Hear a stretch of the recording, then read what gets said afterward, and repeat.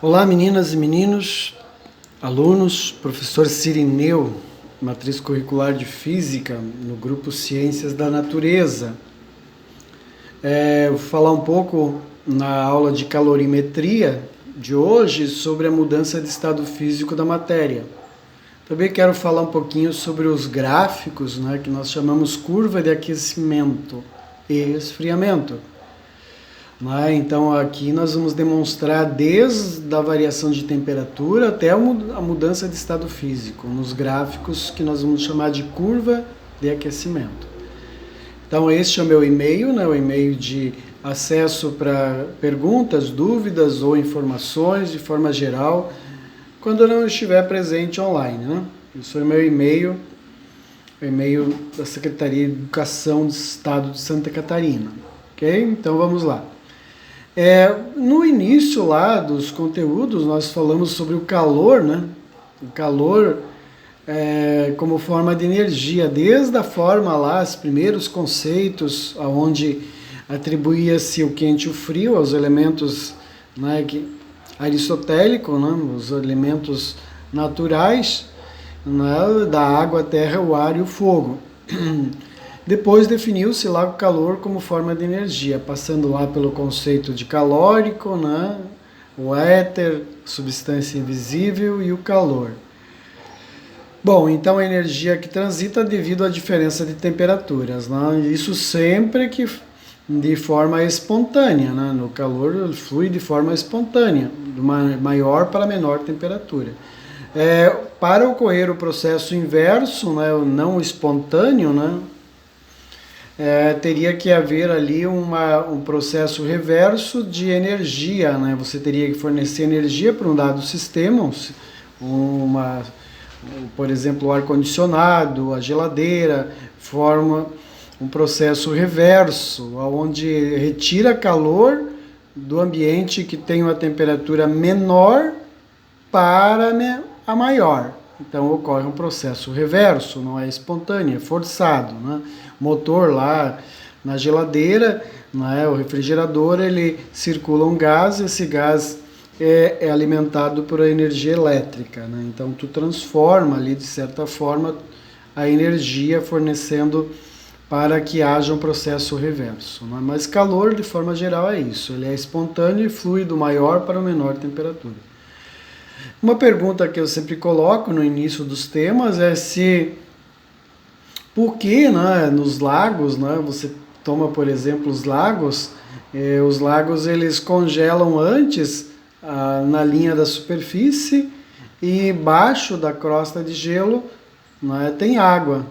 E a água está quente ali, está mais quente que no gelo. Por que ocorre isso? Por que os peixes no inverno eles têm lá uma vida mais tranquila, ambientados lá nas profundezas, onde a água está a uma temperatura maior e na superfície a água está com uma temperatura menor, o gelo formado. E o mesmo ocorrendo ali, nós podemos dizer com a fervura, com o aquecimento da água. Você vai ferver a água, vai pôr ela lá no que nós vamos chamar de ebulição. Se você estiver na linha da superfície da água, você ferve a água e nós sabemos que a água ferve a 100 graus ao nível do mar. Nós já falamos isso lá no calor sensível, mas voltando a falar, então, a água congela a 0 grau no nível do mar. O nível do mar, nós dizemos que a pressão da atmosfera é 1 atmosfera, e essa pressão de 1 atmosfera, nesse nível 0 de altura, proporciona o congelamento da água a 0 grau. Se você sobe, por exemplo, numa altitude, você vai ter uma altitude maior, um monte, uma montanha, aí nós vamos ter lá uma pressão diferente da atmosfera, vai diminuir a pressão, portanto vai influenciar, vai influenciar lá no ponto de ebulição ou na evaporação. Nós vamos dizer que a água evapora, então, ou ela vai entrar em ebulição, que mais para frente eu vou mostrar a diferença, a uma temperatura diferente do nível do mar. Por exemplo, no nível do mar nós temos a água congelando a 0 e fervendo a 100 graus. Se você diminuir a pressão, ou seja, diminui a camada de ar, você sobe, diminui a camada de ar, isso vai influenciar diretamente lá no ponto de ebulição, que é onde a água vai ferver, e o congelamento da água, né?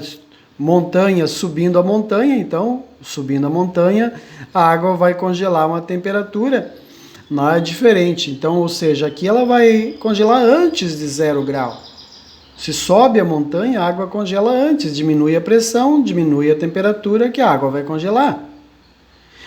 Diminui a temperatura que a água vai ferver, que vai entrar em ebulição. Então você vai ter que fornecer, por exemplo, vai ferver a água numa montanha. Vai ter que ferver num tempo maior, vai gastar mais energia, muito mais energia, né? Dependendo da altitude, é claro. Vai gastar mais energia, vai ter que fornecer mais calor para a água ferver. Vai demorar mais tempo. Então, o fator que influencia diretamente na temperatura de congelamento ou fervura, ebulição da água, é a pressão do ar atmosférico, a pressão da atmosfera. Quanto menor a pressão, menor a temperatura, tanto de ebulição como pode ser também de fusão ou congelamento, que é a solidificação. Então, esses são fatores que influenciam, né? A pressão da atmosfera, a altitude, ela influencia diretamente na temperatura ou na mudança de estado físico da matéria. Então, se nós pegarmos, por exemplo, abaixo nesse nível, né, dessa região de lago, né, que as pessoas estão andando, abaixo a água vai estar no estado líquido. Então, cria na superfície de um líquido, nós temos uma grandeza física que nós não vamos abordar aqui, mas chama-se tensão superficial. Quanto maior a tensão superficial na superfície de um líquido, né, maior a tensão superficial, mais difícil para esse líquido mudar o estado físico. Ou seja, ele vai se manter mais tempo no estado físico. Água, por exemplo, vai se manter mais tempo no estado líquido a ferver, a entrar em ebulição. Porque a tensão superficial dificulta das moléculas se desligarem. Né? Existe uma ligação muito grande, que nós não vamos entrar em detalhes na distribuição e na tensão superficial, mas é muito mais difícil as moléculas se desligarem para mudar o estado físico, ou é muito mais difícil para elas entrarem no ponto ou na temperatura de ebulição ou de fusão, ou solidificação, né, ou condensação. Então, a tensão superficial, a pressão atmosférica e a temperatura, a pressão e a altitude, né, influenciam na temperatura de mudança de estado físico da matéria. Esse é um ponto essencial que vocês têm que carregar, né? Que a pressão, a altitude influencia na pressão e a pressão influencia na temperatura, que é chamado ponto de mudança de estado físico. Então, o calor latente é o calor responsável para que a matéria mude o estado físico, mas sem que haja variação de temperatura, não ocorre variação de temperatura, por isso nós dizemos que a temperatura é constante durante toda a mudança de estado físico. E o calor que a matéria continua a receber é chamado de calor latente. Tá? O calor latente é o calor da mudança de estado físico. O calor sensível era o calor de variação de temperatura, aquecimento ou resfriamento. Calor latente, mudança de estado físico, sem alterar a temperatura. Tá? Então diferencie lá do calor sensível. Qual é a diferença? Variação de temperatura, calor sensível. Temperatura constante, calor latente. Né? E essa função matemática aqui define como eu vou calcular a quantidade, o que é a quantidade, né, de calor que a matéria vai receber ou vai ceder para mudar o estado físico, a massa, né, multiplicado pelo calor latente. Esse calor latente ele é característico da matéria. Cada matéria tem um calor latente, né, que vai alterar lá seu estado físico. Desde que haja condições ideais. Né? Condição ideal é a temperatura e pressão. Bom, então aqui no calor latente nós já vimos o que influencia na mudança de estado físico. Aqui tem algumas substâncias, né, onde mostra o calor latente. O calor latente é representado com a letra L maiúscula e a quantidade de calor latente é a letra Q maiúscula. Por exemplo, a água. Para a água mudar o estado físico, que aqui eu chamei de fusão, né, é a mudança do estado sólido para o líquido, ela precisa absorver 80 calorias por grama. Então a água precisa absorver 80 calorias por grama para que ocorra a fusão, que é mudar do estado sólido para o líquido. Se a água vai congelar, então ela precisa perder essas 80 calorias, ou seja, aqui seria negativo na solidificação. Perde calor negativo, ganha calor positivo. E outras substâncias aqui, né? Por exemplo, se nós compararmos o gelo com a água, o gelo tem um calor específico menor do que a água, né? Então, mas a quantidade de calor latente é a mesma, né? Aqui para ocorrer a fusão do gelo para a água ou da água para o gelo, tá? Ocorre de forma que a quantidade de calor é igual. Bom, então o diagrama de mudança, lembra no início que eu falei da curva de aquecimento, né? Eu posso representar isso através de um diagrama também. O diagrama é muito comum isso, né, em química, física, né, desde lá do ensino fundamental. Se a matéria ela aquece, ou seja, se a temperatura aumenta, aquece, então ela muda do estado sólido para o líquido e do estado líquido para o estado gasoso. Aquece. Agora, se a matéria resfria, ela resfria, então ela diminui a temperatura, isso indica que ela vai sair do estado gasoso, vai condensar e vai voltar para o estado líquido. Do estado líquido, a matéria vai congelar ou vai solidificar. Então, eu tenho as mudanças de estado físico no aquecimento e no resfriamento. Eu posso mostrar isso na forma gráfica que nós vamos chamar de curva de aquecimento. Bom, isso não é de inteiramente que os alunos já têm conhecimento, não é desconhecido, já conhecem esse diagrama, né? A fusão é do estado sólido para o líquido, quando a matéria aquece. Do estado líquido para o estado gasoso, quando a matéria aquece, é vaporização ou ebulição. Aí é uma diferença, que a vaporização é um processo que ocorre lentamente. Então a água vaporiza a partir de 0 grau. Não é? A partir de 0 grau a água vaporiza, mas ela é ebulição. A ebulição ocorre a 100 graus no nível do mar. Então é diferente, que a ebulição é um processo rápido de mudança de estado físico. A vaporização é um processo lento, né, que ocorre a partir de uma temperatura e uma pressão. Então, vaporização ou ebulição do estado líquido para o gasoso. E há uma mudança que ocorre na matéria, característica também para algumas substâncias, que a matéria muda o estado físico do sólido para o gasoso diretamente, sem passar para o estado líquido. Então ela aquece, muda do estado sólido para o gasoso.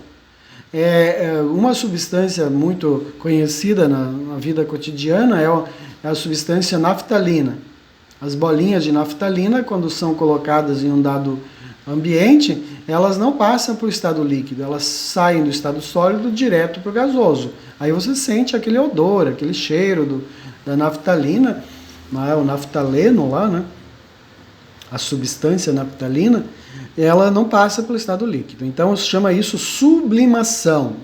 Sublimação no aquecimento e do estado gasoso para o estado sólido direto, ressublimação, ou também poderia chamar de sublimação, onde resfria a matéria. Então, quando passa do estado sólido para o gasoso, ou do gasoso para o sólido diretamente, sem passar pelo líquido, é sublimação que nós chamamos. Tá? E quando a matéria resfria, diminui a temperatura, então ela passa do gasoso para o líquido, nós chamamos condensação. Condensação é quando a matéria passa do estado gasoso para o líquido. E do líquido para o estado sólido, nós chamamos isso de solidificação. Então esse é o diagrama, né, de mudança de estado físico da matéria, lembrando, quando as condições são ideais de pressão e temperatura. Não altera a temperatura se não alterar a pressão atmosférica ou a pressão do ambiente. Tá?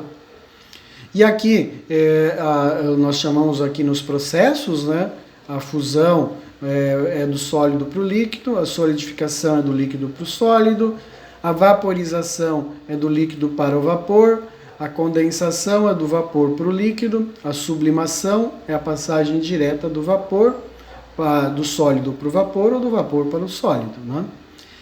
Certo? Então, basicamente, resumidamente, seria essas as funções ali que nós temos, né, da fusão, solidificação, vaporização, condensação.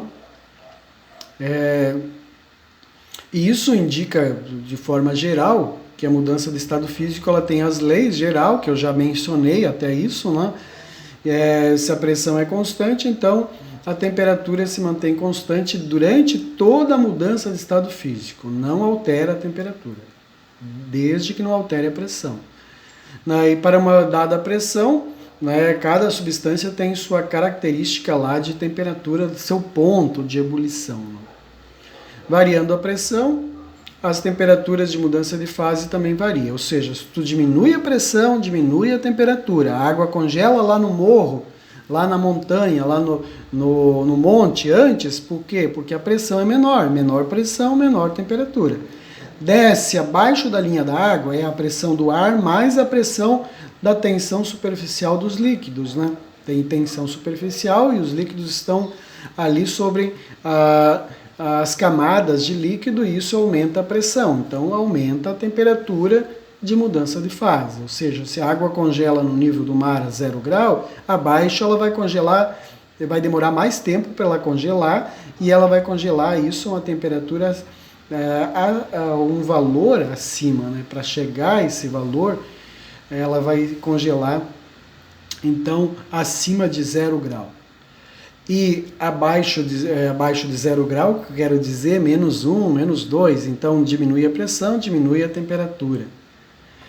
A curva de aquecimento é uma forma de eu mostrar isso, é uma forma de eu representar todo o processo lá, desde o aquecimento até a mudança de estado físico. Então, se eu pegar como a substância água, né, a água como exemplo, uma dada porção de água, a uma pressão ideal.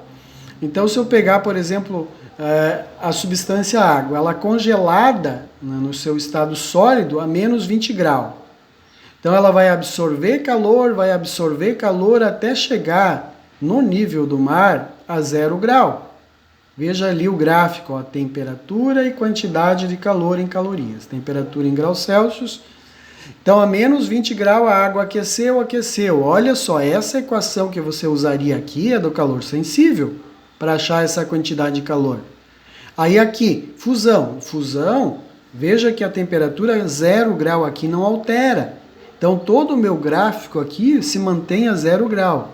Durante todo o tempo que ocorrer a fusão, seja lá no alto da montanha, que vai demorar mais tempo, ou abaixo na pressão maior, vai ocorrer a mesma temperatura. Tá? Dependendo da pressão. Aí chegou a 0 grau, o líquido a 0 grau começa a aquecer, aí varia a temperatura. Veja 100 graus aqui, ó, 0 a 100 graus. Aqui eu usaria o calor sensível, aqui eu usaria o calor latente. Tá? Quantidade de calor latente, quantidade de calor sensível. Sempre que houver variação de temperatura, então a equação que vocês vão usar é a quantidade de calor sensível. Chega a 100 graus, a água começa a evaporar, ou ebulição ou vaporização. Depende do que você está analisando, né? Então, se a água está fervendo lá na chama de um fogo, é ebulição ou vaporização a 100 graus. A temperatura vai continuar a 100 graus durante todo o tempo que ocorrer a vaporização. Transformou vapor. Aquela molécula que se transformou em vapor, ela vai começar, se continuar fornecendo calor e a pressão estiver nesse ponto ideal, esse vapor vai aquecendo. ele vai ser aquecido, é vapor de água aquecido. Ele pode ser aquecido acima de 100 graus, mas a mudança de estado físico é a 100 graus no nível do mar. Então ela vai mudar do estado líquido para o estado gasoso, mas isso não ocorre instantaneamente, gente. Aqui eu tenho uma mistura de líquido vaporizando e vapor se transformando. Então aqui dentro do processo de vaporização, eu tenho aqui a mistura de líquido e vapor. Aí depois só vapor, só no estado gasoso. Aqui a mesma coisa, fusão. O gelo está derretendo, gelo ao derreter tem a mistura de gelo mais líquido a 0 grau. Então você não tem só o gelo, você tem aqui a fusão ocorrendo, então tem uma pequena mistura de líquido com o sólido, o líquido, a 0 grau. Certo? Então a curva de resfriamento é o processo reverso. A matéria perde ou ela cede calor, ou ela perde calor, ela resfria. Então ela do estado gasoso, resfria, resfria, resfria, chega a 100 graus, condensa. Então tem vapor a 100 graus e líquido se formando a 100 graus. Condensou totalmente, demorou um tempo lá, ocorreu a condensação. Então, nesse caso, forma o líquido vai resfriando, resfriando, até chegar no ponto onde vai mudar o estado físico, mesma temperatura. Muda o estado físico, solidificação. Água, 0 graus, solidificando, gelo. Gelo sólido mais líquido. Até se formar totalmente sólido e continuar resfriando. Perde calor, resfriando até menos 20 graus, que foi o exemplo que eu dei nesse caso. Então, durante a mudança de estado físico, veja que a curva ela não cresce nem decresce. Ela continua a mesma temperatura. Só no resfriamento e no aquecimento, ou seja, quando há variação de temperatura, que a curva decresce, decresce, decresce. Bom, a influência da pressão é um assunto mais longo, mas eu vou adiantar aqui que a água pode estar nos 3 estados físicos ao mesmo tempo. Chama de temperatura crítica. Tá? Ela, dependendo da pressão específica, a água pode estar nos 3 estados físicos ao mesmo tempo. Pode ter uma pedra de gelo derretendo e formando vapor acima de 0 grau. Tá? Então, isso tudo em função da pressão, chamado ponto crítico. Tem o exemplo aqui que eu coloquei, que tem uma quantidade de calor, né? Uma quantidade de calor para transformar 100 gramas de gelo que está a menos 10 em água a 20 graus. Então é um processo bem rápido, né? De menos 10 a 20. Aí eu forneci o calor específico do gelo, que é meia caloria por grama em grau Celsius. O calor latente de fusão do gelo, já que eu vou ter que mudar de gelo sólido para água líquido, que é 80 calorias por grama. Cada grama de gelo precisa 80 calorias. E o calor específico da água, que a partir de 0 grau se formou água até 20 graus. Então, 1 caloria por grama. E aí, iniciando o processo, nós vamos representar a curva, tá? Iniciando esse processo de menos 10 a 20 graus, eu vou montar a curva, o gráfico, para saber quantas quantidades eu vou precisar. Então nós temos a água, o gelo formado a 10 graus negativo, calor sensível, de menos 10 a 0 grau, calor sensível, variação de temperatura. Então eu tenho que estabelecer a primeira quantidade. Calor de fusão, chegou a 0 grau, o gelo vai derreter, vai se formar líquido. Então aqui é o calor latente, a quantidade de calor latente. Então eu tenho que calcular uma quantidade 2. Aí aqui, se formou líquido totalmente, o líquido vai aquecer de 0 até 20 graus. De 0 a 20 graus varia a temperatura, então calor sensível. Mais uma quantidade de calor que eu tenho que calcular, só que calor sensível. Então note, de menos 10 a 0, uma quantidade, calor sensível. A 0 grau, o calor latente, 2 quantidades. Até o calor até 20 graus, de 0 a 20 graus, que eu tenho a quantidade de 3, calor sensível. Essa é a curva. Aí as quantidades de calor que eu vou ter que calcular, que vai ser uma somatória no final, de menos 10 até 20 graus, né? 100 gramas não altera, não vai perder matéria. Eu vou considerar que a matéria vai continuar a mesma. Inicialmente a menos 10. Então eu vou pegar de menos 10 a 0 grau e calcular a quantidade. Vou usar o calor específico do gelo. Então aqui, primeira parte, o aquecimento do gelo. O gelo se encontra a menos 10, ponto de fusão é 0 grau, então vai de menos 10 a 0. Vou utilizar a equação do calor sensível, que é o Q macete. Certo? Massa, calor específico do gelo e variação de temperatura de menos 10 a 0 grau, então dão 10 graus, né? Q macete, portanto, aqui 100 gramas de massa, calor específico do gelo 0,5, temperatura final 0, temperatura inicial menos 10. Então, como o delta é menos, o final menos o inicial, tem o menos aqui da variação e menos a temperatura. No jogo do sinal fica mais, né? Então, 50, 100 vezes 0,5 é 50 e vezes 10 dá 500. Aí aqui agora nós estamos na segunda parte, que é a fusão, que é a quantidade 2. Então, de 0 grau a fusão do gelo. Tá? E durante toda a fusão, toda a mudança de estado físico, de fase da matéria, não altera de 0 grau. Então, 100 gramas de gelo mais o calor latente do gelo, que nós já sabemos que é 80, né? É 80 calorias por grama. Então, 100 gramas vezes 80 calorias por grama dá 8.000 calorias. Então, a primeira parte deu 500 calorias, a segunda parte deu 8.000 calorias. Total até agora dá 8.500. Aí, seguindo aqui na terceira parte, finalizando, que é a última, né, que é o aquecimento da água. A água se formou a 0 grau e vai até 20 graus. Então, a variação que ocorre é de 20 graus. O ΔT é 20 graus positivo, né? Aí, como eu vou ter que calcular a variação de temperatura, é o Q macete.